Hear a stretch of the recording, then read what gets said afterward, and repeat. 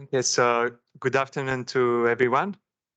So we are delighted to welcome you to the EMEA's policy session entitled Agroforestry Sector in the European Union towards Novel Policies and Financing Frameworks. So in the framework of the REFOREST project founded by Horizon Europe, EMEA is conducting a study on the current regulation, funding schemes, and policy framework applicable to agroforestry in Europe.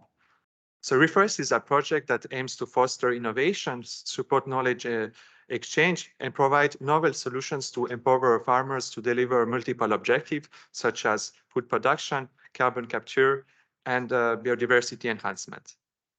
One of the objectives of the project is to promote the adoption of agroforestry system by accelerating the sustainable and effective financing of the agroforestry sector at the European and national level. So building on this background, EMEA is organizing this policy session to connect experts in the field and to enable to exchange to share the latest development and knowledge on agroforestry sector in Europe. So this policy session welcome a panel of 5 experts in the field and will be moderated by Professor Consuelo Varela Ortega. Consuelo is a professor at the Universidad Politécnica de Madrid and is member of the Executive Board of EMEA. So we would like to sincerely thank Consuelo and our 5 panelists for accepting our invitation to this policy session. We are very delighted to have you with us today. So we hope that this policy session can give rise to a meaningful and stimulating discussion. The panelists, we have Enrique Doblas from the Centro de Investigación, Ecológica y Aplicaciones Forestales. We have Andrea Casadeus Cabral from the Beta Technological Center, Jaime Coelho from the Forest Science and Technology Center of Catalonia, Jerry Lawson from the European Agroforestry Federation, and Milan Elkerbut from the Center for European Policy Studies. So this policy session is divided into 6 main questions that we would like to discuss today. The first topic of the section of the policy session is what are the latest development and knowledge on finance and policies applicable to the agroforestry sector in Europe. The second question we would like to address is what is the role of agroforestry as a multifunctional system that can provide multiple environmental, social, and economic benefits in European policies, and if there are any relevant initiatives for agroforestry. Then the third question is what are the gaps in the existing financing mechanism, both public and private, and policies for agroforestry and opportunities for improvement in Europe. Then we are also interested to see how we can accelerate effective and sustainable financing of the agroforestry sector at national and European level, and put the economic value of ecosystem services and environmental benefits provided by agroforestry systems at the center of the financial focus. The fifth topic of the policy session is how can agroforestry contribute to climate change mitigation through its possible integration into carbon markets and the role of carbon farming at European level. Finally, we are also going to discuss what are the expected changes to come and recommendation towards novel policies and financing framework in the agroforestry sector in the European Union.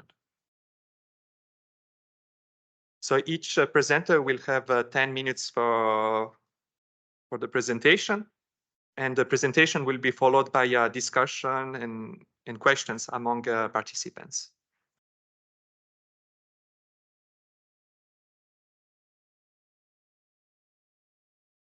So we still don't have Consuelo, so maybe we just go to the first speaker. Okay, so we can start with the first speaker. So I'm very happy to give the floor to Enrique Doblas, who will discuss specifically the questions 2 and 5 of the policy session. Enrique, the floor is yours. Thank you very much. Thank you for the invitation, and thank you everybody to be here. I hope the panel will be interesting and we can discuss the different subjects. Thank you.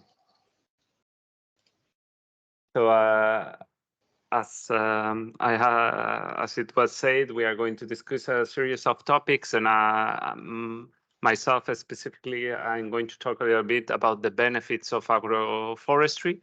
That probably you are aware of it, but always we talk about benefits, and I'm going to talk a little bit also. We don't forget the potential negative feedbacks, because they are. I continue. If we continue. Yes, you can continue. Thank you. Sorry. If we consider them, we can avoid them. So, the topics that I'm going to talk about, as I say, is the multifunctional agroforestry as a multifunctional system. So, these social and economical benefits, and especially environmental. And among those environmental benefits or ecosystem services, as I like to call it, we have the carbon farming, the sequestering of carbon. So agroforestry, as I say, provide a series of ecosystem services, and if those are correctly considered, this could, in the end, increase farmer incomes. But those benefits depend on local factors, on local conditions. So we have to be aware of them so they can be properly not only evaluated, but also that we can extract the best of them and be aware of the potential negative feedbacks. Agroforestry provide a lot of ecosystem services, a lot of products, a lot of potential good things can be obtained from agroforestry. But I like to begin with the three on the top of this draw, because we consider always benefits as products or something that we can see or touch or enjoy, but we forget also the power of resilience. And this is really a benefit that we obtain from agroforestry. Agroforestry systems are better prepared, are more resilient to climate change, to global change in general, not only to climate change, but also the consequences like wildfires or invasive species or new potential outbreaks. How agroforestry is more prepared to outbreaks is because the simple effect, not only because if you have more biodiversity that is increased by agroforestry, you have more potential natural predators and etc. and these connections with the ecosystem, but also by the simple effect that if you have different crops and different kind of trees, if you have some pest that is coming or some disease that is coming to your farm, it's only going to affect one of your crops varieties. So in the end, you are better prepared. About climate change, about desiccation, drought, if you have trees, you are going to have shadows, you are going to have an evapotranspiration potential that is going to avoid these main problems of drought. And also with forest fire, it has been discussed because some people say, hey, you have trees, you are prone to fire risk. But we have to think in the landscape scale. And in this scale, if you have forest, continuous forest, but you have some places with crops or with other kind of ecosystems, in the end is the opposite. So you have less risk of fire, at least less risk of big fires that are happening in the last times. Then those benefits, we talk a lot of the great benefits, economic benefits of agroecosystem, and we have to be aware that in the beginning, it means a lot of inversion for the farmer or for the owner. So this need help. And also the economical benefits are related with the things that I say related with pests, that it's obvious that if you have a variety of production, you have different sorts of income. So in the long term, you are better prepared for the potential loss of one of those incomes. But if you only have one sort of crop, nobody wants that. But you have the potential that a catastrophe is going to end to all of your potential crops. So if you are you have a variety of incomes, you are better prepared. But also the best of this agroforestry potential is that you need less additives. You don't need to add organic material. You don't need to add pesticides. So in the end, you are not only contributing to a better environment, but also you are saving a lot of money. And in the end, I left 3 ecosystem services that are more clear, more positive. Is you have more biodiversity that is related with all the things that I told before, especially in the soil. You save water. Some people also, well, there is a discussion, scientific discussion about the trees that can take water, and in the end, this is going to affect your crop. But in a drought situation, having trees, having a better soil with more organic material, with more biodiversity, in the end, is better for the water balance. And of course, you are going to be prepared, or you are, you have less erosion than if you have only crops. I promise that was the longer diapo. This is an experiment that I made in Canada. It's only to show you that this is not that easy. Everything that I explained has this connection with the local environment, with local species, and we have to be aware, we have to study cautiously, because if we make up good agroforestry, we have a lot of benefits. But for example, here in this experiment, we discovered that if you include 3 lines of poplar, and also we try with oak in a conventional crop, and we discovered that in the end with poplar, you don't have those benefits. Maybe you have shadow, maybe you have other benefits, but for example, with soil biodiversity, we discovered that you only have it with oak. And in the end, if you have soil desiccation, you are going to have a biodiversity that is more deep. And this is in the end, how to say, a resource of biodiversity when the conditions are better. Some example of agroforestry projects that are happening in my center in CREAF. This is the polyfarming project that is known, is having a lot of success. It's a live project, and this is a combination. As you see, you have a line of trees, you have the cattle, but the point of this project is the relation with the different environment and with the different systems. So from the forest, we collect cutting residues and we use this for the cattle, or we convert them in biochar and we use this for the crops. And then those crops are used for pasture, as pasture for the cattle. And in the end, you have a lot of different products. You have wood, firewood, you have vegetables, you have meat, etc. Another important project was Live Meat Map, and I like to include also this one because this was made in a landscape level. That I like also. You can make agroforestry in the farm level, but please consider also in the landscape level, because you have a lot of different benefits for, as you see here, for pasture. We talk also always about including the trees in the crops, but also we can put the crops in the trees. And some example of including vineyards in forest land, it has been successful. And also another typical example of agroforestry is to include cattle in the forest, so they take care of, they decrease the fire risk, for example. And then you obtain a lot of benefits. Improve that I talk about: improved biodiversity. You have grazing resources for the cattle. You have less burn area. It has been demonstrated in the project. It's not something theoretical, but it's something that has been proved. You have more water resources, and of course, you have more carbon stored in the soil.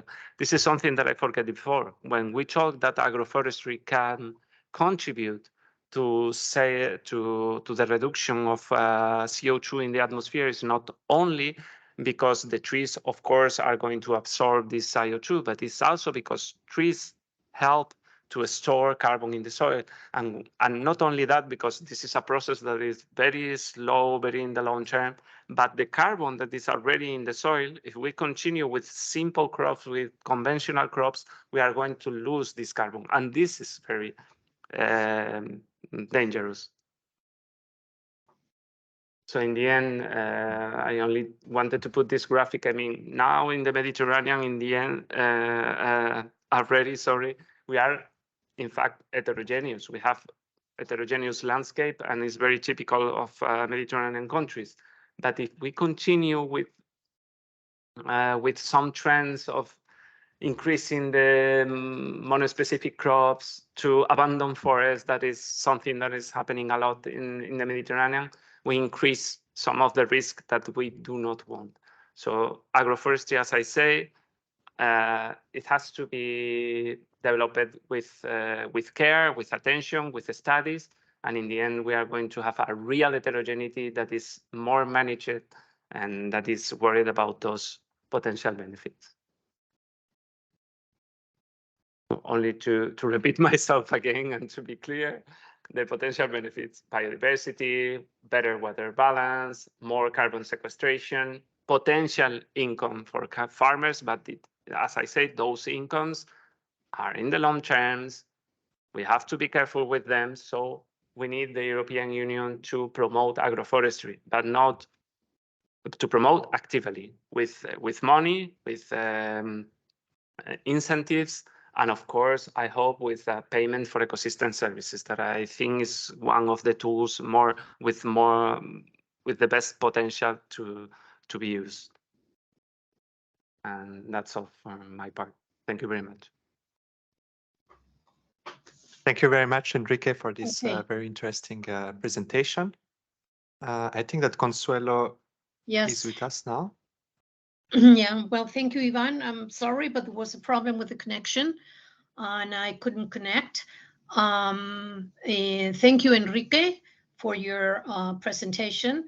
I just would like to say a couple of things before we go to the other session, to the other speaker. First of all, because I am very pleased to be in this panel. I really value very much the panelists that come from very prestigious research centers from Catalonia and Spain, and also from Europe. I am also very interested in the project because I think that it is at the center of the four main policies of the European Union. One is the overarching EU policy, which is the Green Deal, and then the other four policies, two related to food production, which is something that also has to be combining the environmental benefits. One is the Common Agricultural Policy, and the other one is the Farm to Fork, heading towards sustainable food systems. And then the other block is related more to the environment, biodiversity strategy and the forest strategy, obviously all of them under the overarching EU policy Green Deal. I don't know, Ivan, if you had said it or not before, but the panelists have chosen two issues of the the 6 issues that were proposed by EMEA. One on finances and policies, second on multifunctionality, third financial mechanisms improvement, fourth ecosystem services and environmental benefits, fifth climate change, and sixth the novel policies. And to finalize, just a couple of words on myself. I'm, as Ivan said, Emeritus Professor of the Polytechnic University of Madrid, Agricultural Economics, and I work on environmental issues and natural resources issues, very especially water. I've been involved in many EU projects. One of them, I coincided with RIM some years ago, and this is the reason why I'm part of the board of EMEA. And I've also worked with the European Commission in specific, scientific groups, such as Farm to Fork, the last one, also Food 2030 and the bioeconomy.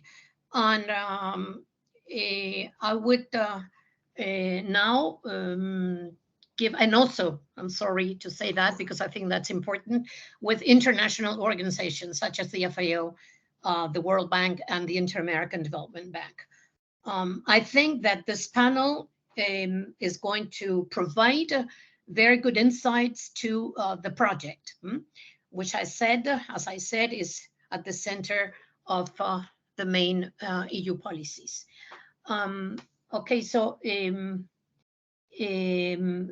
next panelist, Enrique, was, at least what I have heard at the end, really underlying the environmental dimension of agroforestry, which I think is extremely important. And then we are having the other panelists, because I think, Ivan, if you agree, that we just concentrate the questions at the end, right? Is that okay? Yes, exactly. We Okay. proceed with the presentation, and then following the presentations, we will have time for questions and discussions among the participants. Okay, so next speaker is going to be Andrea Casadesus. And I think that she is going to talk about agroforestry systems and has a presentation. Andrea is part of the Beta Technological Center, which is working on sustainable development and also societal issues, which I think are extremely important for research and innovation, which is also one of the issues related to Beta. And I think Andrea has proposed to intervene in topic number 3, which is the financing mechanisms, and also 6, which is related to the policy recommendations.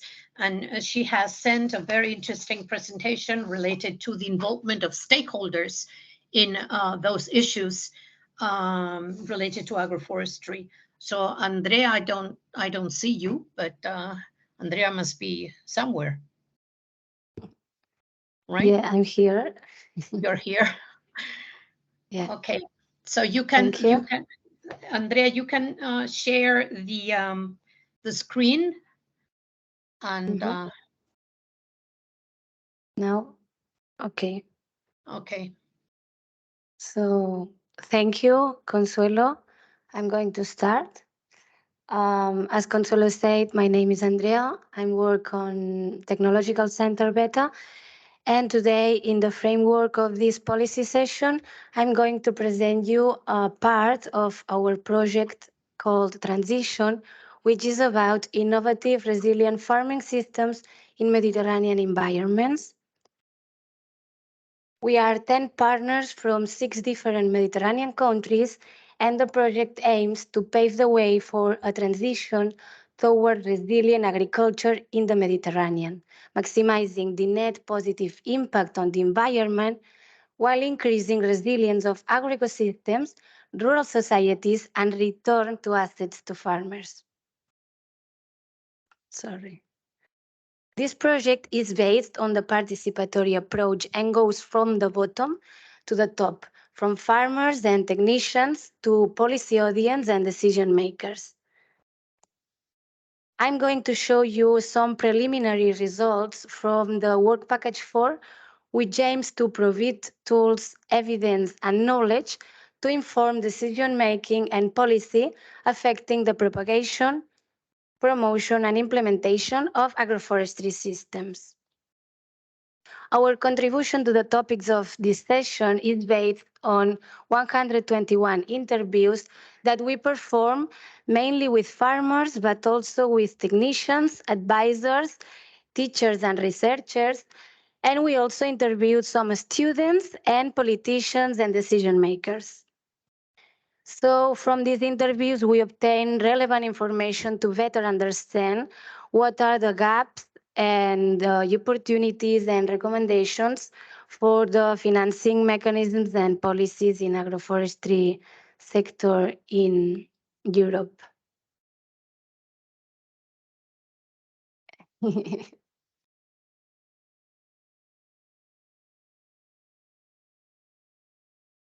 Sorry. Okay.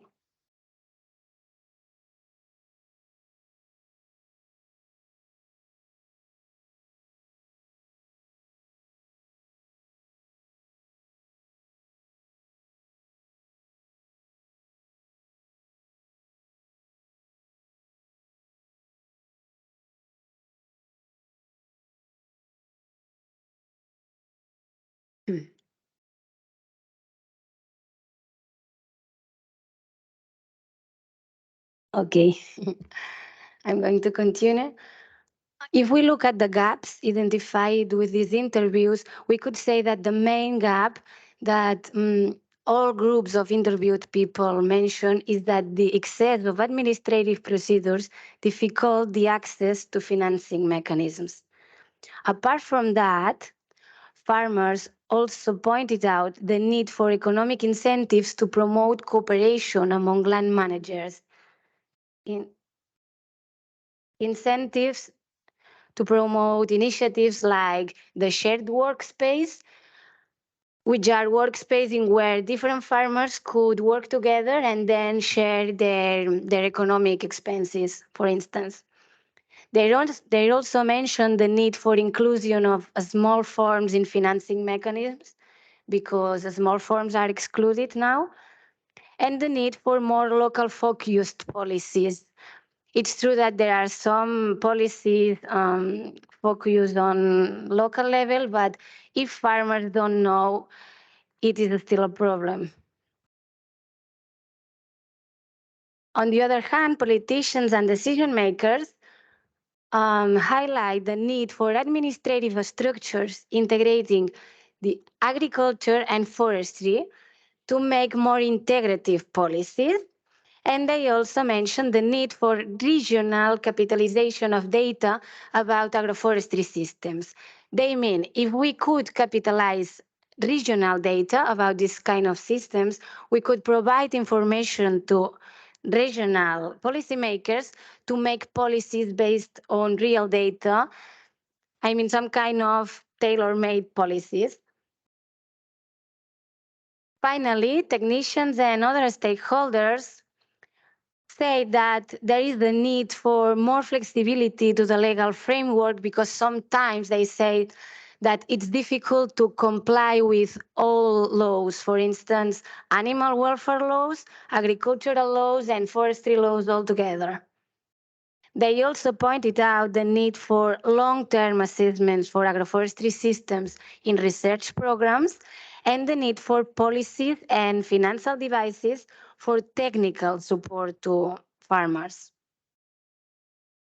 Then, if we move to the proposals and recommendations for improvement, we observe that the main proposal is to reduce administrative procedures. If we link this with the main gap identified, we note that maybe more efforts are needed to improve the efficiency of administrative procedures in this sector. Sorry. Apart from that, farmers also propose to promote farmers' cooperation. For example, in the transition project, we collaborate with Land Files, which is a platform in where farmers could upload information about their farms. They could share their techniques, their problems, and at the end, interact between them. Or another similar initiative is the EU Farm Book. Farmers also recommend to put efforts on training regional administrations technicians in agroforestry system practices, or at least in agroforestry concept. And they also propose to put efforts on the valorization and marketing of local products.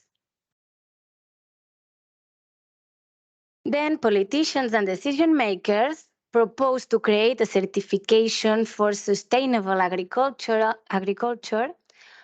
For example, here in Catalonia, a new certification model is under development. It's called Sustainable Agricultural Production. And they say that we should take advantage from that and put efforts on accounting for the agroforestry system sustainability, both in terms of environmental, economic, and social sustainability. They also recommend to promote policies focused on the permanence of people in the rural areas and policies focused on the transfer of knowledge about agroforestry systems.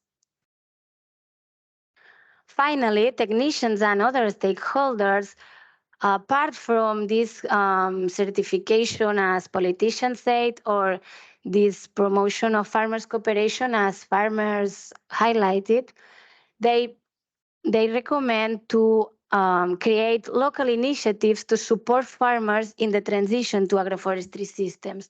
For example, to young farmers to learn from other farmers who manage agroforestry systems, or to receive technical support. For example, here in Spain, there is an initiative. It's a network of agricultural test spaces. It's not specific for agroforestry systems, but it could be a good opportunity to young farmers to receive this technical support that they want to receive. And finally, they also propose to scale initiatives from little trials to big ones. At the end, our goals in the transition project are to complete these interviews with a bibliographic search, to create a white paper in order to evaluate current policies and raise awareness of the perception of agroforestry systems, and then integrating other tools and results from the project, create a met-basing white roadmap. And that's all from my side. Thank you very much for your attention. And if you want more information, you can contact me by email or visit our website or our social network profile. Well, thank you very much, Andrea. Ivan got back to the connection. I don't know what happened. This is a very interesting project, Andrea, with the role of the stakeholders, that we will take that over in the questions part. And now is Gary, the next speaker. I don't know if Gary can hear me. Yeah, Gary. Yes, I can hear you, Consuelo. Thank you. Thank you. Shall I just carry on? Yeah, carry on. But what I would like to say is that, well, Gary is a policy advisor in the European Agroforestry Federation with a very impressive CV, engaged in many EU initiatives and projects, and also with IPCC and some British also institutions. And Gary, you are going to cover questions 1, 2, and 5, as far as I know, which is the financing policies, multifunctionality, and 5, which is the one related to climate change. I am, right? yes. More or less. Thank you. Okay, thank you very much for the introduction, Consuelo. I should also say that I'm retired, and I seem to be working. I'm also emeritus, so we're two. One thing I forgot to say, Gary, if you could really illustrate us a bit about this, is your special relationship and connection with the project, with the REFOREST project in the European Federation, because I think that's absolutely. Absolutely, I will do. Just a tip as well while I was waiting. I think it helps everyone who's online to turn the view to the speaker view, and that way you get a bigger view of the screen rather than using the gallery options. So that's just one small tip. So I will share my screen, and you will see that I am working. If it works, I am working I will share a window, because when I share a tab, it doesn't work. Okay. Right. I don't think I can see this, but Consuelo, can you see my screen? Yeah. Yeah, All it's right. very good. So Excellent. So you should see my second screen, which is showing you something about the DigiTAF project. So that's Digital Tools for Agroforestry, which is the sister project of REFOREST. So in the call, there were two projects funded at the same time. One was DigiTAF and one was REFOREST. So we work very closely together, and we even share a management board. So there's a joint multi-stakeholder management board for both projects, which I think is very useful. You see the title of DigiTAF, it's focusing on digital tools. I'm primarily responsible for the Work Package 1 tools for policymakers, but there are other components of DigiTAF which are looking at living labs, at the development of the computing tools, the predictive tools themselves, and at looking at the value chain process as well. But focusing on this talk, as you said, Consuelo, I'm talking on number 1, so finance and policies.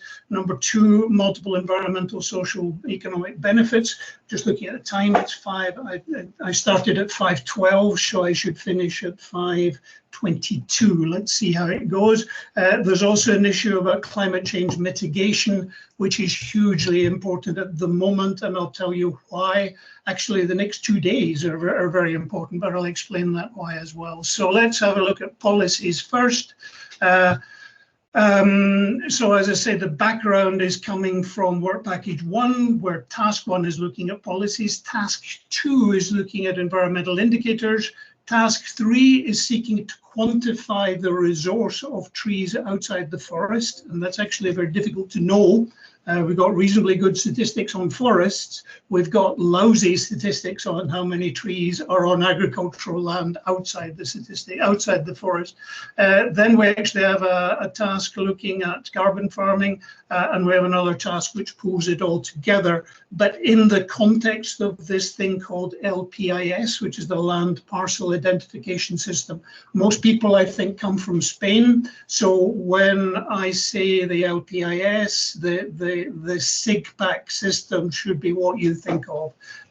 It's a fantastic system in Spain, and it's fully open access to general members of the public, which in a lot of European countries it isn't. So Spain is one of the good organizations when it comes to making this data widely available, not just to researchers, but to anybody. In fact, I went into the bar of my local village in the center of Spain, and I found 2 farmers looking at a computer on SIGPAC, all looking at their farms and their parcels. So well done, Spain, in that regard. So looking again at the distribution of agroforestry, the point that I have to make for people throughout Europe is that it is a long-term established system, and there are huge areas of agroforestry, particularly in Spain with the dehesas, and Portugal with the Montalo systems, but also Greece, Italy, Sardinia, Cyprus as well as a huge area. So do remember that. When we try to define what agroforestry is, it's quite difficult. But basically, if you think about the national definition of a forest, then it should be any areas of trees on agricultural land which are definitely not forest. Okay, and that's quite interesting because a lot of people don't really realize that each country has a very different definition of a forest. So you'll see on the right-hand side there, the minimum areas, the minimum block size that a country will use, the tree crown cover and the tree crown height. So the box there in the middle is the FAO definition, which is a one-size-fits-all and doesn't fit all very well. So the UNFCCC climate predictions are using national boundaries and are therefore much better. But what I think we need to do is talk to countries like Austria and the Czech Republic, who have tiny block sizes for forests, which are more or less the same as a few trees in your back garden. Czech Republic, the minimum size before it becomes a forest is 0.05 hectare. So it's really tiny, whereas in Spain, in theory, it's 1 hectare. It cannot be a forest unless the block is bigger than one hectare. So a lot to talk about on that, but we haven't got time. There is, if you have a look at the EURAF website or this presentation, this is linked. It has an introduction to the agroforestry definitions, which were included by all 28 member states, because Belgium counts as 2. You have Flanders and Wallonia, so they have their own definitions. So you can look at those. Let's just, something wrong happened there. Right, that's better.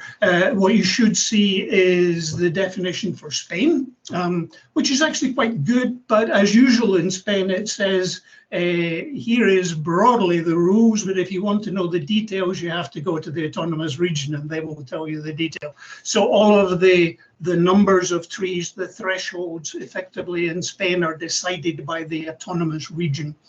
And that's basically the same for all of the old Pillar 2 measures, the old rural development measures in Spain, Germany, France, Italy. All of that is done as a region, and it's actually quite difficult to find out a national policy and get national summaries. So I've talked about SIGPAC. This is SIGPAC from Spain, so it's looking at a view from near to Trujillo. And it's the previous cap, so these may have changed. But what we're looking at here in terms of the numbers, the percentages, are the eligibility quotients for those parcels. Ranging, you see in the center, you see it's got a 0, so the owner of that farmer gets no basic payment for that land, to this parcel next door, which is 100%. And it gets even more complicated than that, talking to the farmers, because these numbers can change depending upon who comes along to look at your farm. So I was talking to a farmer who started off with one parcel which had 80% eligibility. The next reviewer came and said, you've got 0 eligibility. And then the next person from the ministry came and said, okay, you can have 100% eligibility. So we seem to have chaos, and it's very important to farmers to get this right. And as researchers, we need to study using the SIGPAC a little bit more. Okay, so we're doing a review which hasn't been published. It's still about a week away from publishing a review of the 14 countries within DIGITAP of the implementation of agroforestry and carbon farming policies. So it's looking at a whole range. It's looking at eco schemes, it's looking at Pillar 2, it's looking at indicators, and it's suggesting changes which need to be made.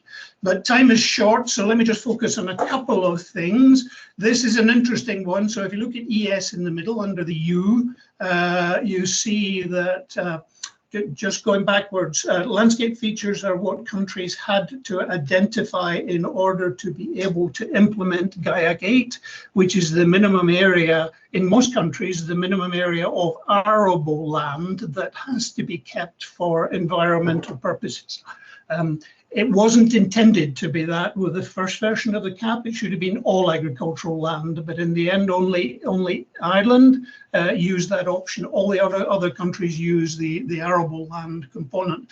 But it does mean that in Spain, if you have arable land, you're more than a certain size. If you have trees on that arable land, then those will be declared as landscape features, and you get full area payment irrespective of the crown size of those trees.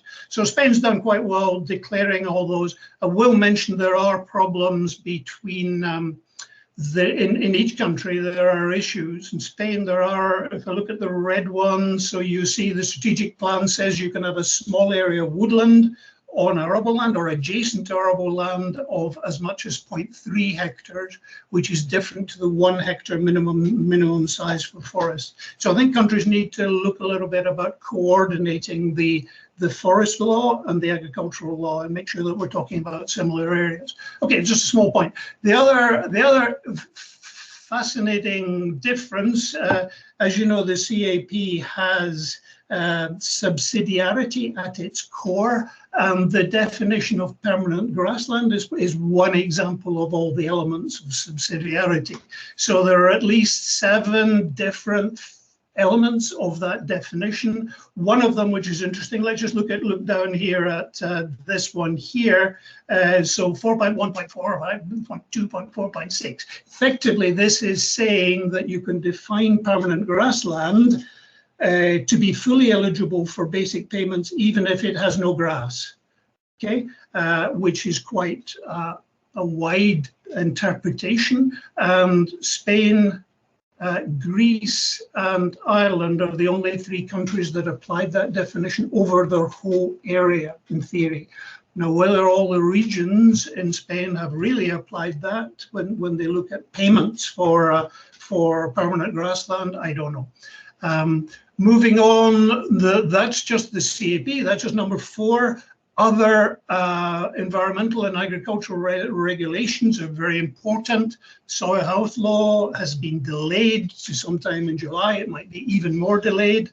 The nature restoration law has probably gone up in smoke after a decision yesterday when the vote was 44-44 in the Environment Committee. So that may or may not appear next month when it goes to plenary. Same with the sustainable use regulation. There are a lot of these agri-environmental regulations which are running out of time to be passed, and nobody quite knows what will happen. But I've highlighted this one because it's very important to us. And I see I've got 1 minute to go, which is not long. So this one is definitely coming out very soon, and this is attempting to coordinate the rules which the member states use for monitoring forest. Okay, I'm going to have to move very quickly. I'll leave those there. Topic 4. In fact, let me just talk about this one topic, and I won't talk about the last one. So result indicators and impact indicators. If you want to look at the detail, these are the indicators which the Commission uses to judge the effectiveness of the CAP, but it only looks at a single figure produced by the member state, which is really useless when it comes to evaluating the effectiveness of the CAP, because you really need to look at regional averages, provincial averages, or even better, municipalities. You need to disaggregate this data down to something called NUTS 4 for it to be useful. But I just wanted to show some pretty pictures. So if I can just have 2 extra minutes on my talk. Talking about the environmental impact figures. So this is showing result indicator 12, which is adaptation to climate change. Our thesis is that agroforestry permits adaptation to climate change. This is from 12 years ago in France, when a very bad storm caused huge damage in the pine forest. In the same track as the storm adjacent to it, an agroforestry situation with walnut was completely undamaged because of deeper rooting. Another one is reducing emissions from the livestock sector. There's some very exciting research at the moment looking at feeding high protein and high tannin content leaves to ruminants as a method of reducing methane emissions. Carbon storage in soils, Enrique talked about that, so I won't go any further. Another one that needs to be talked about, and we need to think about it in Spain, I think, as well, is the energy production from agriculture. So much I'm seeing in Spain, solar panels being grown on the fields. But, but it is a valid use of the land as long as the agricultural production can continue. Improving soils, again, Enrique talked about this, but we need much better quantification of those benefits. Improving air quality is one which you may not have come across, but in my old institute, the UK Centre for Ecology and Hydrology, we did quite a lot of work on the absorption of ammonia emissions from animals on the foliage of trees. Now, ammonia is not a greenhouse gas, but 2 to 3% of all the ammonia emitted will eventually turn into nitrous oxide. So therefore it is, to some extent, a greenhouse gas. And that's a potentially very big advantage of agroforestry. Looking also in terms, again, Enrique talked about the water quantity issue. And here, this group of farmers in a catchment got together and decided where they should plant trees. So they didn't plant blocks of trees everywhere. They looked at the best land for the trees. And they were focused in this climate, they were focused on increasing the infiltration of the water so that the water was held for longer in the upper catchment. It didn't immediately form a flood. R21, sustainable nutrient management, a whole lot of positive effects potentially of trees, which you can see in the illustration. But let's think about flood management as well, planting rows of trees in the floodplains of valleys so that those trees can channel the water away from dangerous areas. And rather than very expensive bunds and concrete, you can use rows of trees, as you see here. They accumulate the branches and they create natural bunds for flood control. I'm just going to finish this section, and integrated pest management, of course, is a very important thing, particularly in policy terms now with the sustainable use of pesticides regulation going through Parliament currently. So topic 3, I'm going to just go to my last slide. Well, I'm going to just show this one to show you that we are not on target. So Europe is not on target to meet its 2025 net emissions. If you follow any of these lines, it ends up somewhere over here. So there is a crisis. We've got to do a lot more, and agriculture needs to play its part. Agriculture is not really playing its part because this is the decline in the sequestration in Europe's forest. We've relied on that. Forests are being used more and more for timber, for fiber, for fuel, for all sorts of other purposes. There's not enough carbon sequestration going on, and there is unlikely to be enough carbon sequestration to meet this new target, which all member states are sharing. In the LULUCF regulation, which was passed on the 11th of May, member states now have to together meet this 310 minus emission. And just look at Spain. Spain has got to increase from its average emission of 38.3 million tons of CO2 by 2030. Europe has now got to, Spain has got to increase that to 43.6. And I do not know how Spanish forests can ever achieve that because they simply are not growing fast enough to it. So the argument is that we need more agroforestry to do that. Those are just showing the increases which different countries have to make. And you see Spain's a big country, therefore it's been given a big increase. Countries have to step up and improve very much the way that they monitor these LULUCF. Nobody paid any attention to LULUCF figures before the Paris conference because they were notional, they were nice things to have. Now they're real targets. I'm going to skip through some evidence there from Northern Ireland. About how good agroforestry is in terms of sequestering carbon. This is the Commission's evaluation of how agroforestry compares to afforestation for these various criteria. I think they've got it wrong. I think agroforestry has a green potential and it has green for long-term sequestration, but that's another argument. And I think this is my last slide. Which is showing we need good data. Okay, this is using Corine data of percentage tree crown cover overlaid, Copernicus data of percentage crown cover overlaid on Corine agriculture data, most agriculture, not including permanent crops. So it's not including olives or vineyards. And if you look at that, you see most of Europe is red, and red is where the agricultural land has 0 trees. So in every pixel there, which is 1 hectare, if it's red, or it has 0 trees in that pixel. So it's huge area, huge potential of land which has no trees at all, and that's where the agroforestry should be focused. Last slide. Even if you do that, trees grow slowly. So even if this is just showing an assumption, if you were to plant 1 million hectares of agroforestry starting next year, and were to continue to plant 1 million hectares of agroforestry throughout Europe, even by 2050, you wouldn't meet the increased assumption that is embedded in the LULUCF regulation. So 1 million hectares is impossible, but even if we were to plant it, it's not enough. So the message there is that we need to plant more trees, or we need to regenerate many more trees outside the forest, and it needs to happen yesterday. Okay, that's me. Sorry if I went on a little bit too long. Okay, well, thank you very much, Gary. You really touched on very important issues. And one which I think is very much in line with this project is the need for coordination across member states and regions. So to look at the financial part of the policies, and you underlined the role of the eco schemes of the Common Agricultural Policy.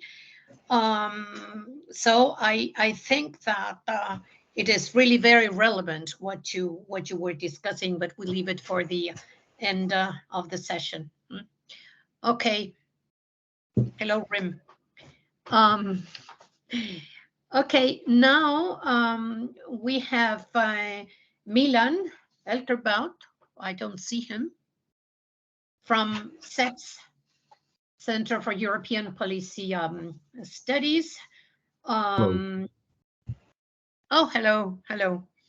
Milan is research fellow and head of the climate policy section in CEPS. CEPS is, as you very well know, probably many of you know, one of the important think tanks of the European Union in relation to several types of policies.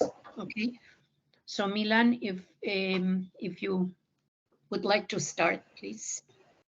Yes, thank you very much, Consuelo, also for the invitation. I will, as the others, I brought a few slides, but not too many. Start sharing now. I hope everyone can see it.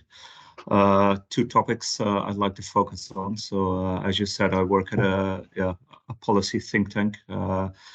I do not really focus on agroforestry, but do on climate policy in general, and then in particular the role of emissions trading, which is a major policy in the European Union. And even though it isn't the case today, there is potentially a very large role for the concept of carbon markets, also for the land use, forestry, and agricultural sectors. So I'll talk a bit about that. I mean, you will all be aware of the significance of agricultural greenhouse gas emissions. They are 10% of the total on average, and also not really declining. And then the land use impact is significant. That is important, not necessarily because of the emissions directly linked to land use, but also because as we start reducing emissions anywhere in the economy, land use is going to be an increasingly critical topic of governance. One example is because renewables need a lot of space, and especially small countries simply do not have it. The other reason is because you might have climate change impacts, which it is difficult to adapt to. When we think about the larger role of agricultural forestry, biomass will also often come up, and today, biomass plays a very important role in the EU energy policy mix. It is, in some countries, quite a dominant contributor to the overall renewable share in energy consumption. Its sustainability, however, is controversial. Quite recently, there has been an update to the rules, the sustainability criteria, and the Renewable Energy Directive. I would, however, expect that also in the future, these criteria will continue to be evaluated and strengthened, perhaps. Then, as Gary earlier today showed, the land carbon sink in the EU has been declining in recent years. And the order of magnitude by which that is happening in only a fairly short period of time, 5-6 years, is quite worrying. It certainly needs to grow again because it represents the other side of the net zero coin. It will not be possible to fully reduce greenhouse gas emissions, particularly in agriculture, but also aviation and some industrial processes will always have some emissions remaining. So we need to take CO2 out of the atmosphere to compensate for that. The need for this is very nicely described, I think, in a European Commission communication from a few years ago, the sustainable carbon cycles. And yeah, one thing I would really like to emphasize here is that when we talk about carbon dioxide removal, which is certainly in some ways compatible with agroforestry, that it really needs to involve taking carbon out of the atmosphere, not that there is a relative avoidance or an emission reduction one way or the other. I mean, two ways in which this can also happen in the agricultural sector are soil carbon sequestration, was already mentioned, and biochar.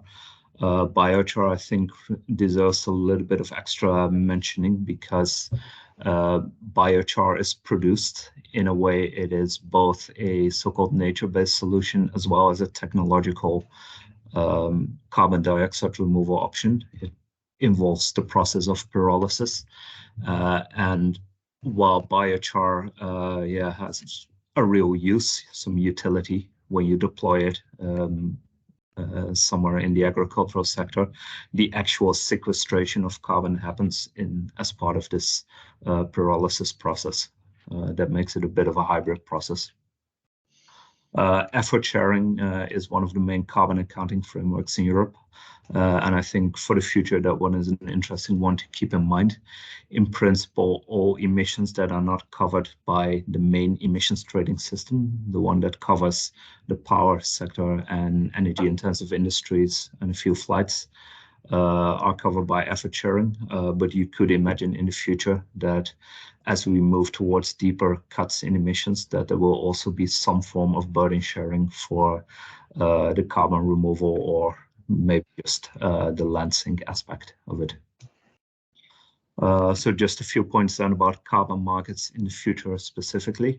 Right now, there isn't any interaction or linkage whatsoever between any form of nature-based solutions, trees, planting, that sort of thing, agroforestry, and the EU's carbon markets. And the reason for that is because the integrity of carbon accounting is absolutely critical to the functioning of carbon markets. It is not easy to set up such a system, but the EU did manage. And by now, the carbon accounting that we do have in the main ETS is of very high quality and integrity. The problem is if you want to add something to that that has unclear permanence or potential reversibility, as you might have with some forms of carbon sequestration or tree planting, then this undermines the high integrity you have in the main ETS. There is therefore not a very high desire by many policymakers to link the two systems, even though in theory it's absolutely possible. There also is a very important policy proposal right now, which is about certifying the removal of any form of carbon dioxide removal from the atmosphere, the carbon removal certification mechanism. Any form of agroforestry practices that leads to this removal of CO2 from the atmosphere would definitely fall within that domain. But the real question that needs to be answered in the future is, if CO2 removal units are created, where is the demand coming from and how can they be used? I don't think it's realistic to assume that they can ever be used in the current existing ETS or the one that has recently been agreed for road transport and buildings, because you have some very straightforward carbon accounting there with high credibility. It might be that there will be a new ETS in the future, only for the LULUCF or AFOLU sectors. It will be the third ETS then, but then you have a contained system where the carbon accounting simply needs to deal with a few more fluctuations. There's also an international potential dimension with Article 6 of the Paris Agreement, which would in theory allow for international cooperation and international emissions trading. The thing is that this has been tried in the past with the mechanisms of the Kyoto Protocol, and at the time it really led to a significant oversupply in the European carbon market. That was the result of policy mistakes, but it is affecting even to today the willingness to consider such instruments again. Finally, I'd just like to highlight a few design issues if you would accept that in the future there would be some form of a carbon market for carbon dioxide removal, including nature-based solutions. I mean, the most important element here is that you need a very strict definition of what carbon removal is and what negative emissions are, because there are people who either by accident or because they are trying to deceive, are mixing up what is carbon avoidance, what is an emission reduction, and what is carbon dioxide removal. And yeah, the sustainable carbon cycles communication really sets it out in a very good way. The proposal, however, for carbon dioxide certification, in my opinion and that of a few others, diverges a bit from carbon accounting practices supported by the IPCC, because it will in one case for carbon farming allow for emissions reductions in land use to be counted as a carbon dioxide removal. I hope that this will still be changed in the legislative process. Liability and reversibility are key risks. If you give credit for some form of removal, but the trees burn down at some stage, then who is responsible for fixing it in carbon accounting terms? And yeah, finally, you can come up with all sorts of creative mechanisms for discounting to deal with all sorts of imperfections, but they will be difficult to negotiate. The other side of the coin is that you could also imagine giving premiums for certain co-benefits, which have also been described in earlier presentations. But I'll leave it at that for now. Happy to discuss later. Thank you. Okay, Milan, thank you very much for your presentation and also for underlying a very important issue related to the carbon markets, carbon accounting, and all the within the EU framework, but also internationally speaking. So I think that we can go to the other speaker, to the last speaker, and then recover some of the questions that you were posing in the questions section. So now our last speaker is Jaime Coello from the Forest Science and Technology Center of Catalunya, which is a research center affiliated to the government of Catalunya and some other important research institutions and other national institutions such as the Spanish Society of Forest Sciences and some others, European agencies. And Jaime is going to concentrate on a joint study on agroforestry policies as an ongoing initiative, right, that has been developed or is being developed in your institution, right, Jaime? So it's not really going to respond specifically to the questions that were selected. Okay, Jaime? That's right.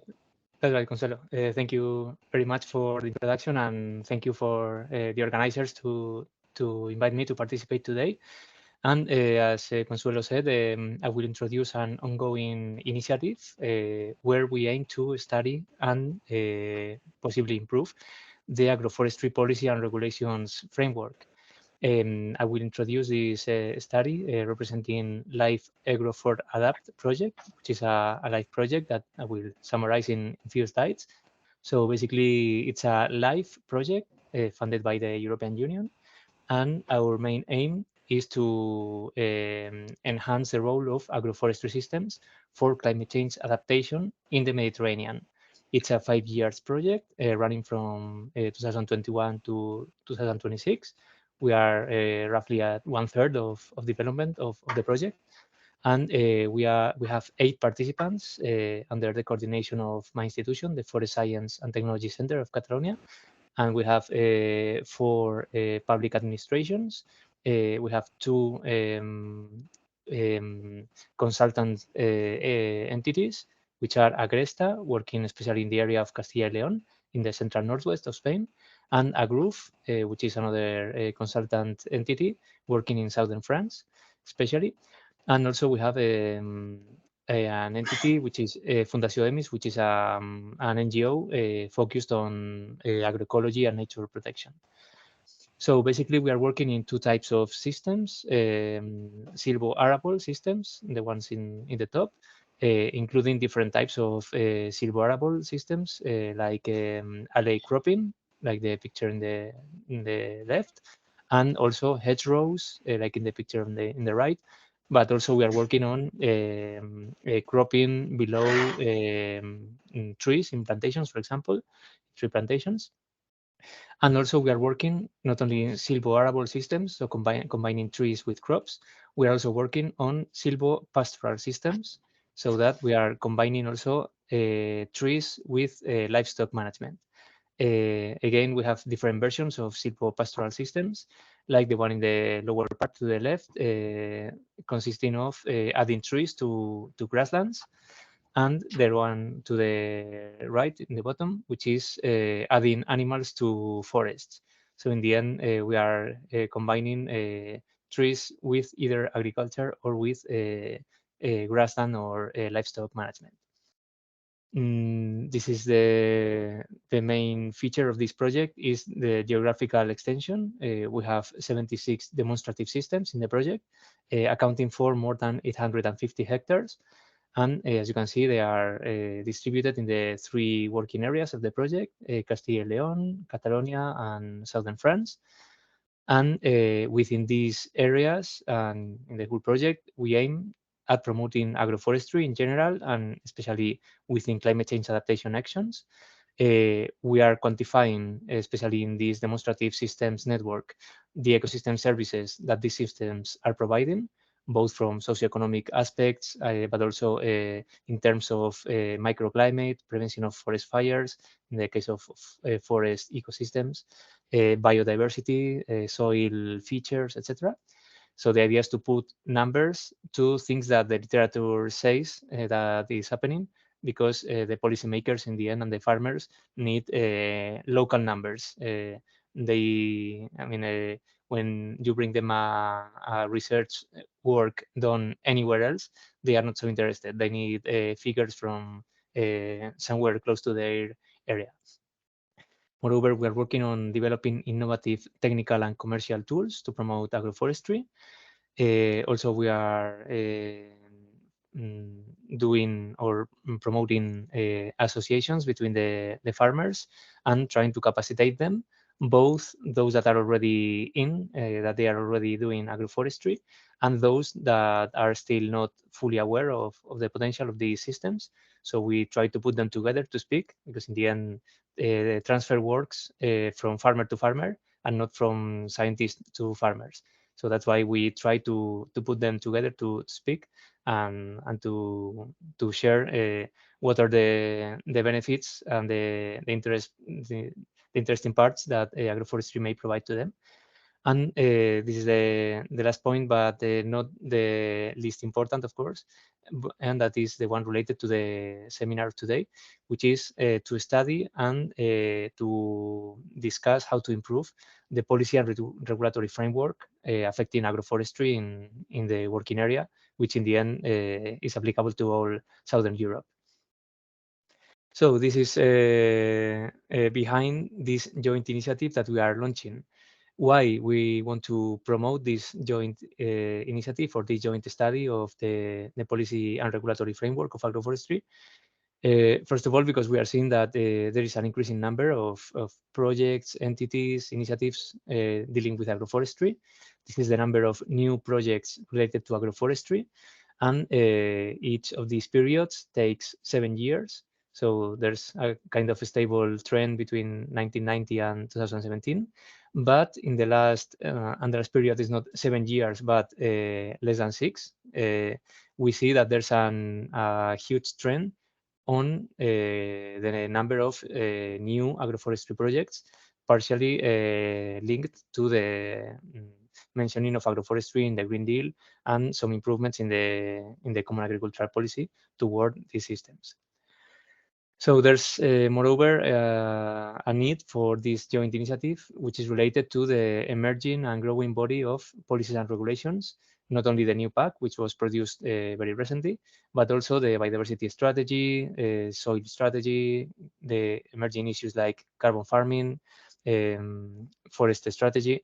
I mean, there are so many emerging policies and regulations that should be addressed. So in the end, we feel that we should study them. So one thing in common of most projects dealing with agroforestry in Europe, and this is something that we came up when we were discussing with other colleagues and other projects working on this issue, is that most of them, or most of us, aim to do a comprehensive summary on how this policy framework is related or is affecting agroforestry. Some projects are focusing on the new PAC, some others are focusing on soil issues, but in the end, we all need to know better how is the regulatory framework of agroforestry, and of course to transfer this to farmers, consultants, practitioners. So these two aspects make this study and transfer it is common to most of these projects dealing with agroforestry. And moreover, apart from this static part of the work, there is a need for gathering proposals for improvement. So as in the same time that we are transferring to farmers, consultants, and practitioners what's the current framework, we are also getting ideas on what could be improved. So we need to also to move this information from bottom to up and transfer it to administrations and policymakers to be sure that they are aware of the real needs of the sector. So the idea is to join forces and to work together between different projects and different entities to do together both studying the framework and transferring it to target groups. So how we are approaching this initiative, or how we are organized, we have identified 9 thematic working groups. Each working group has 1 or 2 leaders, plus a given number of participants that are joining. And these are the groups we have identified for the moment.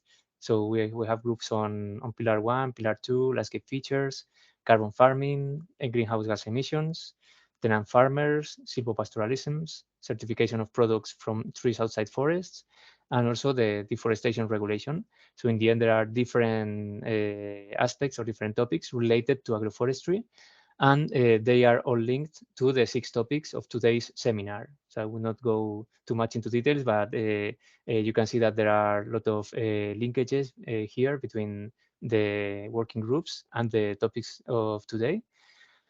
And this is how we will work. Each working group will define their methodology, what are the outcomes they want to focus on, and also the geographical approach. I mean, that we are not saying to any working group how they should work, but the idea is that they, depending on their composition and their objectives, they define how to approach this initiative. And the idea is that by the end of this year, each working group should produce a draft report on the work they have conducted, with the idea that each participant will use a given part of this report as the deliverable of their individual project. So we are not proposing that people are doing a lot of extra work by participating in this initiative, but that people working in each working group would try to define the methodology of this working group so that it can answer to their needs with regard to the deliverable they need to produce. So in the end, the idea is that we are summing up forces, and one result or one outcome of this report from each working group should be easily transferable to in the form of a deliverable. Moreover, each working group should decide to produce other outcomes, like could be one scientific publication, another type of publication. They can produce a conference paper, etc. So this is in the decision of each working group to decide what is the final aim and outcomes of their work. Moreover, in green, I am writing the joint efforts or the joint outcomes to be produced by all working groups, and especially by all the group leaders together. So the idea is to produce and edit a joint report, putting together all these draft reports produced by each working group. And during spring and summer 2024 and beyond, the idea is to produce a joint transfer of all these works, all this work that has been produced by all working groups. This is something also to be decided. For the moment, we plan to produce a communication in the 7th European Agroforestry Conference, which will take place in Czech Republic next May. Also, we want to produce a white paper to be addressed at the European Commission. And also very likely that we will organize a Brussels policy session with members of the European Parliament, the European Commission, the project officers, etc. And probably this is open, of course, to what the groups and all these people participating will decide. Maybe we can even consider preparing a specific project proposal focused on policy issues. So who's already inside this initiative? At present, we are 34 participants. I hope that today, after this seminar, we will have some further contributors. And in total, we have 22 institutions represented, from local institutions to international ones. And we have 7 European Union funded projects that are the ones shown here in the right-hand side of the slide. And of course, we are open for further contributors. So if you would like to participate in this initiative, you are more than welcome to join. And you can contact me in this email address anytime. And well, it would be nice to have it not so late, because we are launching the working groups now in summer, and especially in July 2023. We are calling the working group leaders to call meetings to start defining their own methodology. So the main core of this work will be conducted during the second semester of this year. But as you see, this is a midterm initiative, and the idea is that it will continue during also 2024. So that's what I wanted to share with you. Thank you very much for the attention.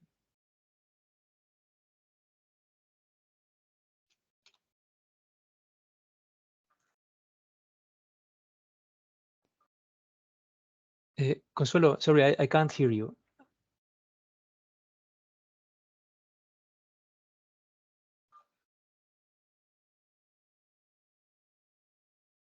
I think you are muted. You have the symbol of the microphone dashed.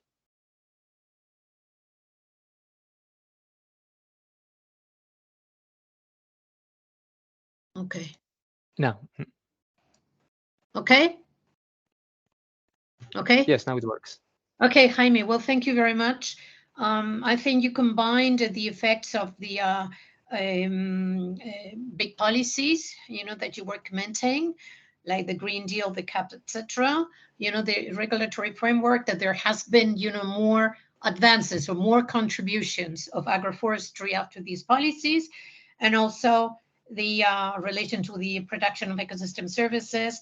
And what I also think is very important is promoting capacity building and the connection with farmers, which is again also connected to other of the presentations. Okay, so I think that we will have, Ivan, could we have some minutes for the discussion, because we have all these technological problems. So if the floor is open for questions. Yeah, I think we can have a discussion, because I think that the presentations were very interesting and informative. Very so good. Thank you again for all the very interesting presentations. So yeah, I think we can proceed with the questions and discussions. Thank you.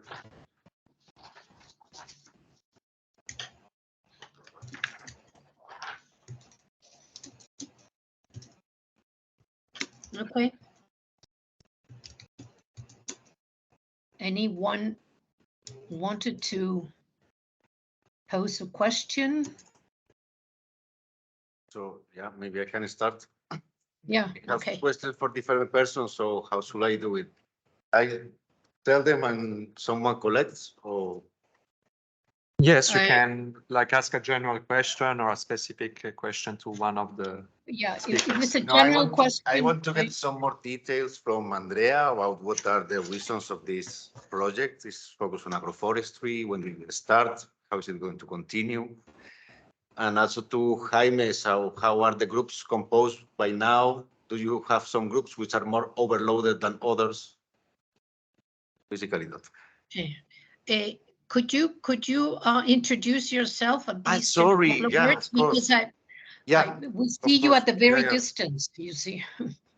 I understood. I've been the whole day quite quiet, and I was quite nervous now just to start.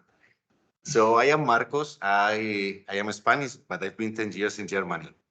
I've been researching mostly about savanna ecosystems and agricultural productivity in savanna ecosystems in West Africa. But past year, I started to work on decision analysis applied to agroforestry in the European Union, more focused in Germany. And yeah, Okay. this is my first postdoctoral experience. Okay, Marcos, I think this is already. More than enough.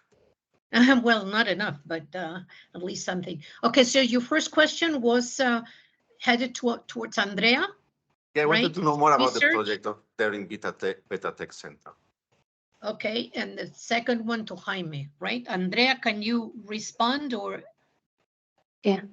Andrea, Do you? Yeah. Thank you, Consuelo.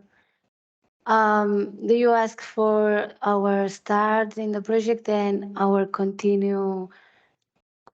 So what is the project about? Is it focused Yeah. on agroforestry? What is the aim of it?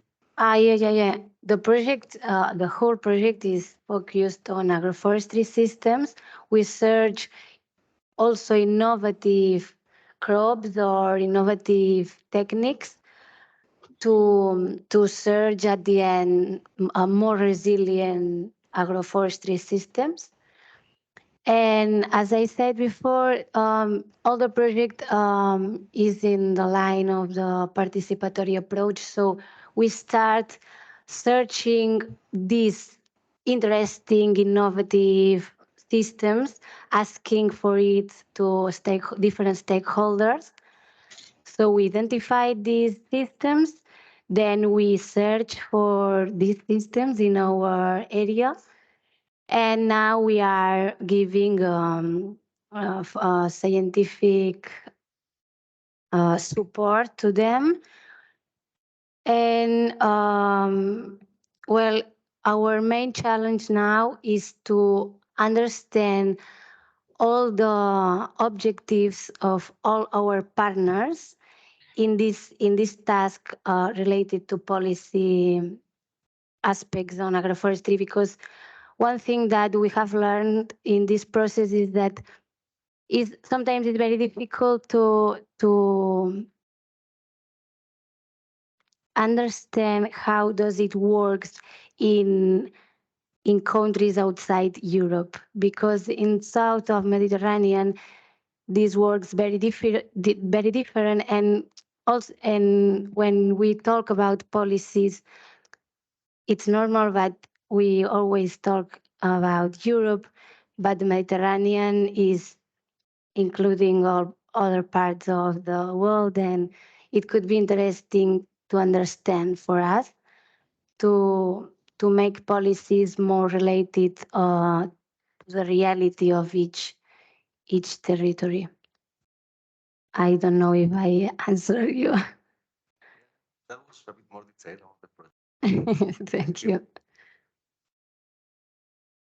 No, Marcos, the other question was to Jaime, right? Yeah, I'm very interested in that collaboration that they are raising. So I wonder if they need people in some specific working group. Okay, thank you very much, Marcos, for the question. Well, there are, as you said, there are some working groups that are more crowded than others. Anyway, there are still room in all of them, so they are open to for collaboration. And those that are well or have more representation are especially those related to the Common Agricultural Policy. I don't know if it's because Gary is coordinating them. I don't know if it's because of that only, but just kidding.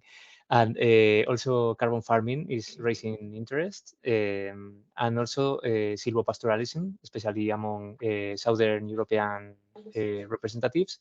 It's also well, it has a nice representation, but this nice representation is between 10 to 13 members in each of the groups I said, while the others are less crowded, so to say. So they are all open, so you can, of course, participate in more than one group. And I mean, the process is open, and we made a meeting last week to see which working groups could or had representation enough as to start running. And for all of them, we found that the work can start, with the only exception of the greenhouse gas emissions group, which is still to be decided whether it has enough people or not to start working. But all the others are considered active, and the idea is that during summertime we will plan the first online meetings.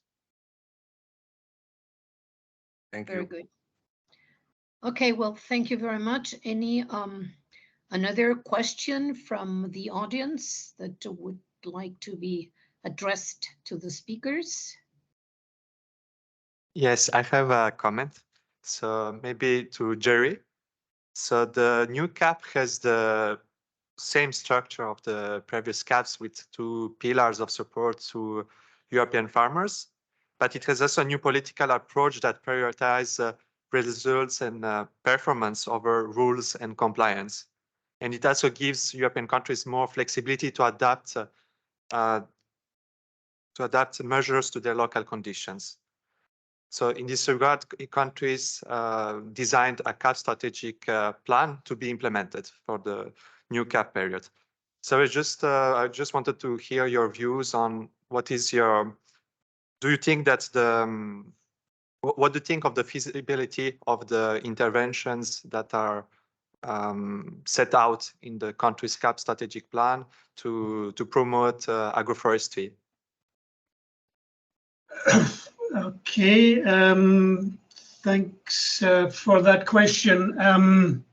The new system is very complicated. I think the Commission understands it's very complicated. In the previous CAP, you had something like Measure 8.1, which every country implemented or did not implement, which was for afforestation.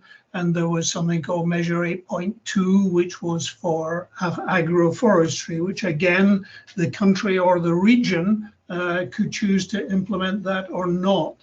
Now every country comes up with their own coding, their own system for the Pillar 2 schemes. So by Pillar 2, I'm mainly talking about the agro-environment schemes, or the productive investments, or the non-productive investments. So basically, the agro-environment scheme is usually being used for maintenance payments. So those are payments for a period of time, usually 6 years or 8 years, that will give income support if you establish something which is good for the climate. And in some countries, they implement an agroforestry support scheme under that agro-environment climate measure. Then the productive or the non-productive investment, depending on the country, is paying for you to plant your trees.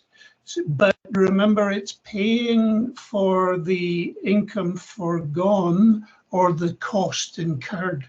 one of the big problems about Europe is that it says it's more flexible, but in reality sometimes isn't. So they don't allow a payment to be made per ton of carbon sequestered, for example. You've got to work out what the cost is of the scheme and what the income lost of your scheme. And I think that's one of the disadvantages which frankly, I think the Commission could have avoided if they had just challenged the World Trade Organization rules. So that's that. The other thing is Pillar 1, the two main aspects from Pillar 1. First of all is the eco-schemes. I talk about Pillar 1, Pillar 2, they're obviously still included now within a single document, so they have been integrated.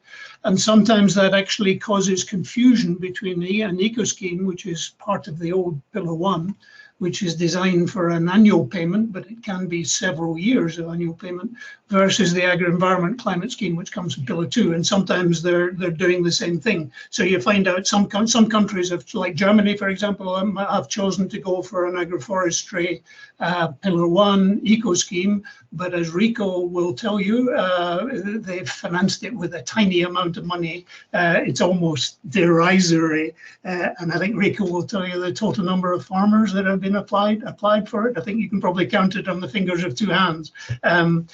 Other countries have been a bit more sensible, but there have been a lot of bad mistakes made. I think in a lot of countries have not implemented any type of agroforestry scheme at all. Okay. Thank you very much, Jerry. Thank you for your answer. very much, Jerry. So, any other question that you would like to pose?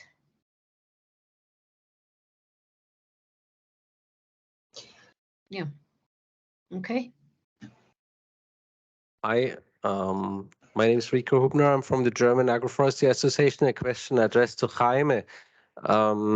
You set up a pretty impressive group of agroforesters in Spain, and I wonder how strong are your engagement with EURAF, and whether you are interested in the long-term maintenance of that network of farms, especially when you talk about carbon farming, all those things. They take many years. So what are the longer term plans with your network of farmers? Thank you, Rico.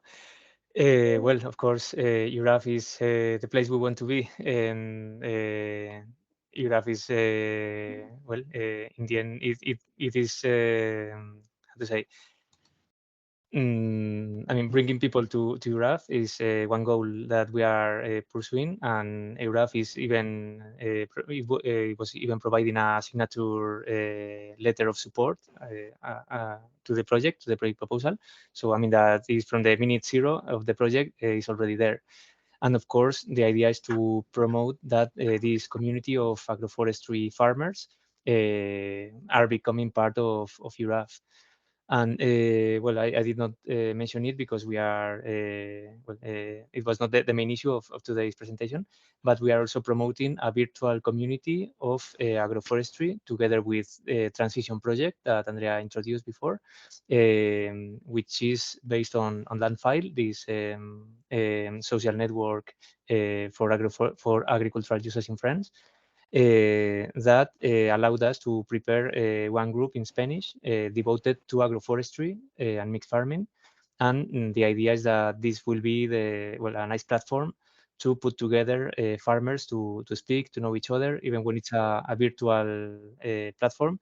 The idea is that it will become something tangible, something that can be, has a more physical approach. And the idea is to use some networking activities that we plan to do during the project, like field trips and seminars, etc., to put this virtual community together to de-virtualize ourselves and to have a 3D interaction. And of course, with the idea of being part of an active part of EURAF. Okay. Well, thank you. Any other question? from the audience? No. And also the Ivan, the speakers may have questions for other speakers. Perhaps.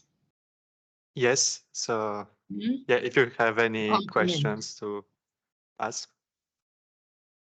You, Gary, do you want it?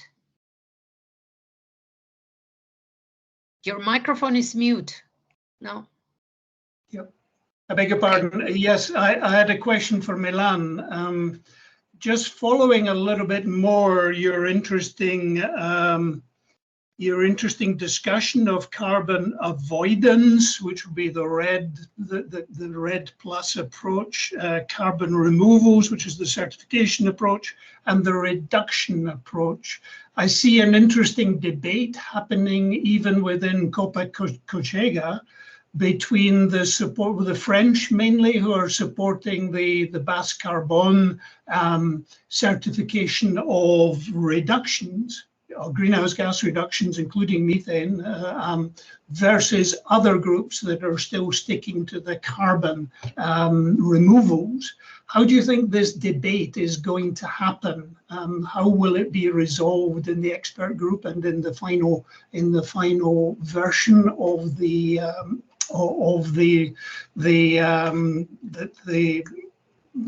legislation? Yeah, it's a very good question, very difficult to answer because it requires some speculation.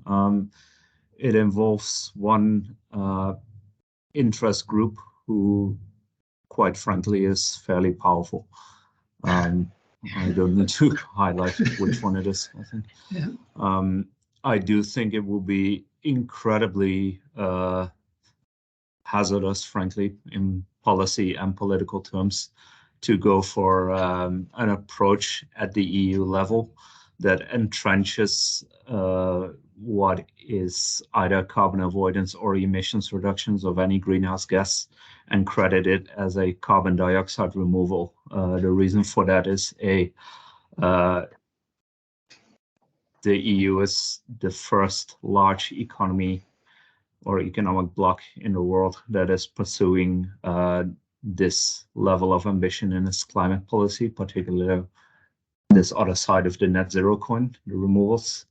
And secondly, because there is huge skepticism in some quarters about the whole concept and validity of carbon removals.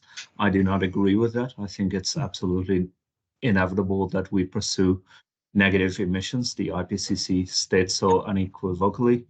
But there is the concept of so-called mitigation deterrence or moral hazard, in that if you put too much of your eggs in the basket of removals and negative emissions, then it leads to delays in the pursuit of regular emissions reductions. And for that reason, people would like to stay very far from them unless we have already achieved 80 or 90% emissions reductions. I think if we wait too long with, however, developing good practices, both in policy terms and in technological terms, for negative emissions, we will never reach climate neutrality. But the only way to do that is by being extremely rigorous in the carbon accounting, and therefore it should frankly be unacceptable to treat anything that is not in a purely scientific way a carbon dioxide removal from the atmosphere as being as such. Okay. Thank you. Thank you very much, Milan. So are we heading to the end of the session, or do we have still some minutes, Ivan, or? Yeah, I think we're arriving to the end of the session, unless there is another question or comment from the audience or the presenters.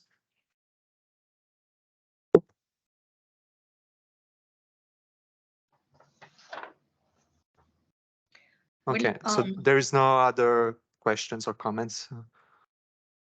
There is another, because I don't see the people too well, but so there is no hands raised, for another question, or any one of the panelists that would like to pose a question. In my case, I would like to pose, 2 questions. I mean, 2 remarks, not really questions, because we're heading to the end of the session. One is the consideration of food production, right? Because there has been a lot of interventions and a lot of projects and experiences related to the environmental side of agroforestry. I would like to stress the food production side. I don't think that we will have time to do that. I'll just leave it in the floor. And also the other thing I would like to comment, which I think is extremely important, is how to expand the project analysis, and besides the very specific EU policies, to other areas in the world in which agroforestry is a very key sector. And I have worked in the Amazonian area in Brazil and in Bolivia, and obviously, as you can imagine, combining food production and the maintenance of forests in those areas is extremely important. So I think that the lessons from this project can go beyond the EU, and some of the projects that you have been presenting, the presenters, the panelists, and all the are also extremely important, and also all the analysis on carbon sequestration and carbon market issues that Milan was presenting, and what Gary was also presenting, which is the relation with the specific policies and the